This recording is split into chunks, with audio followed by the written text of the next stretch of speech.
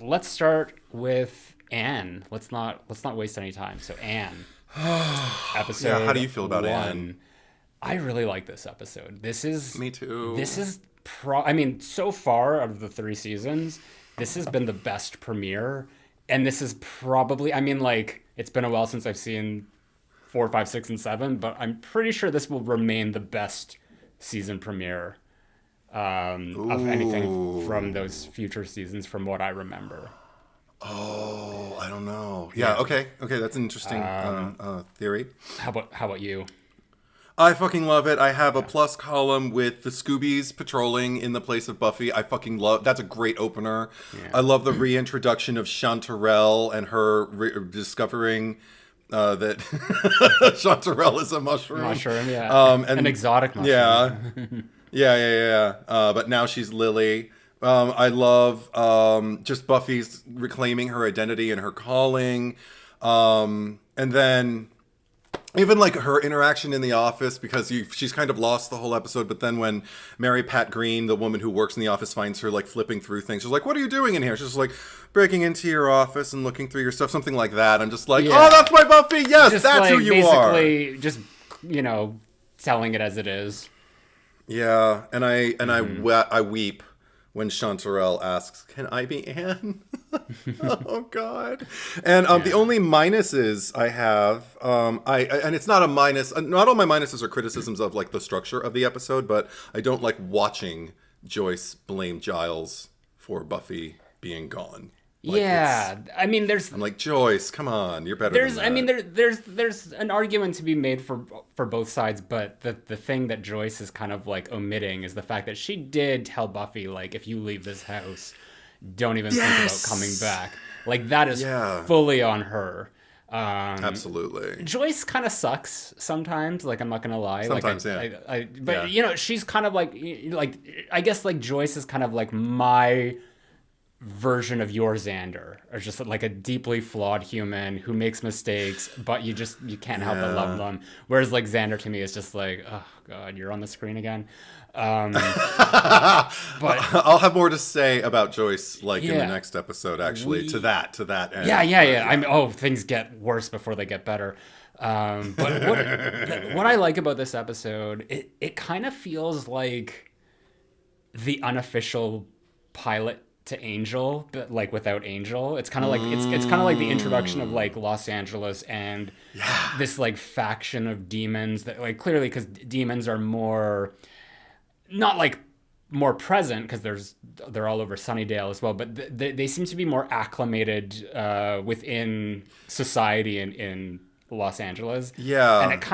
you already kind of get a sense of that. So there's a lot of seeds planted here for an entirely different series, and I really like the series Angel. So there was a lot of things that I was like picking out here. I'm like, oh, like that's I think there might have even been like demons that we see later on in Angel that are like first just like design wise shown here.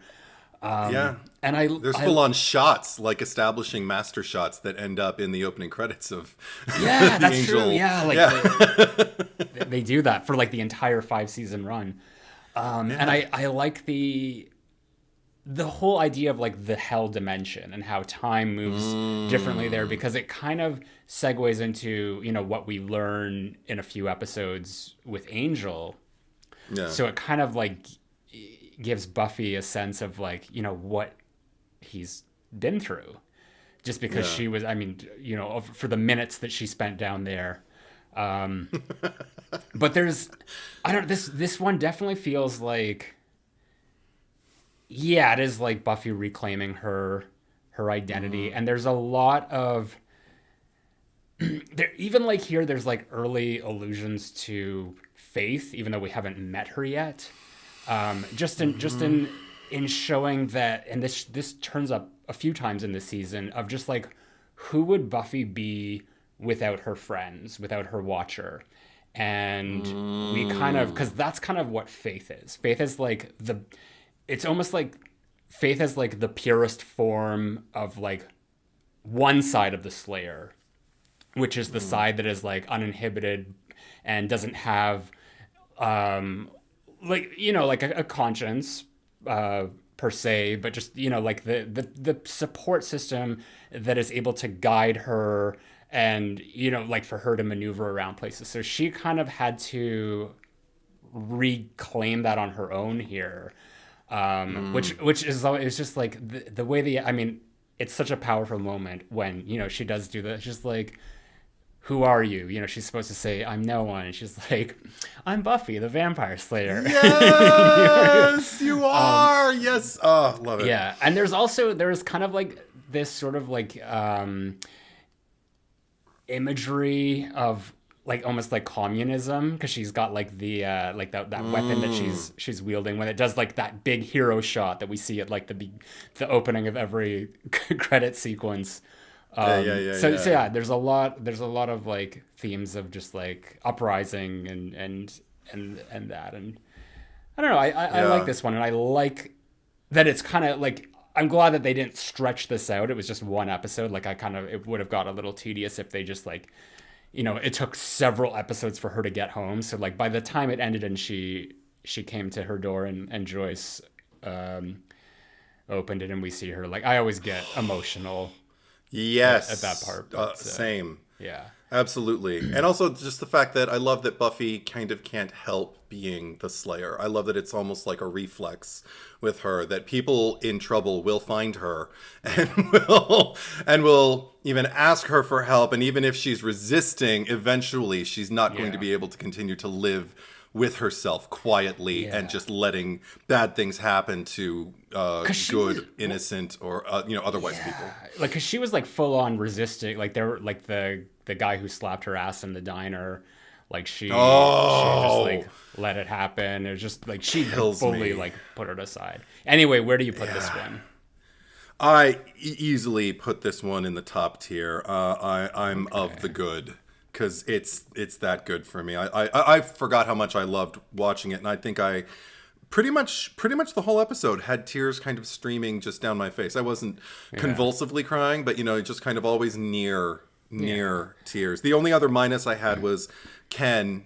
His reveal of his face is kind of just reminds me of the new Nightmare Freddy. And that's a minus. Yeah. I mean, I'm gonna say like this is a great episode, but I'm not gonna put it in I'm of the good. I'm going to say I like when you do that, because I like when it steps outside of its comfort zone. Like, this is not your typical episode of Buffy the Vampire Slayer. It's not your Sunnydale thing, even though we do get some scenes of like what's going on at home still. This isn't like a top tier perfect like classic episode to me. Like, this is not one that I would think of when I'm thinking of like what are the best episodes of Buffy, you know. And kind of like how we ranked this before. I mean, I think when I was taking that in mind when we did season 2, like when we were doing our own separate rankings, because there's not a lot that I would put in a bottom tier. Like there's really only maybe in the entire series like 5 episodes. And I think we've already gotten past most of those. So I'm like, when it comes to these rankings now, like I'm thinking more on like a broader spectrum of the entire series. So like I'm the dip. I'm just going to spoil right now that I don't think I'm putting anything in I'm the dip for this season. Wow. So good for you. Yeah. So, all right. Dead Man's Party.